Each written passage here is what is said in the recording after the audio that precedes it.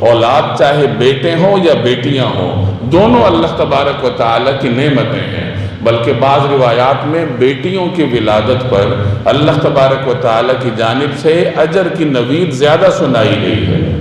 ایک روایت میں نبی کریم صلی اللہ علیہ وسلم کے ارشاد کا مفہوم ہے کہ جس آدمی کے ہاں 2 بیٹیوں کی ولادت ہوئی، جس شخص کو اللہ نے 2 بیٹیوں سے نوازا، اس نے ان دونوں بیٹیوں کی تربیت کی اور بلوغت تک ان کی تربیت، ان کی اچھی کفالت کا اہتمام کیا، تو آپ صلی اللہ علیہ وسلم نے فرمایا کہ یہ شخص جنت میں میرے اس طرح قریب ہوگا جیسے یہ 2 انگلیاں ایک دوسرے کے قریب ہیں۔ یعنی رسول اللہ صلی اللہ علیہ وسلم کی جنت میں اتنی قربت یہ اس شخص کو عطا ہوگی جسے اللہ تبارک و تعالیٰ نے 2 بیٹیوں سے نوازا ہو، اور اس نے اللہ کی ان نعمتوں اور اللہ کی ان رحمتوں کا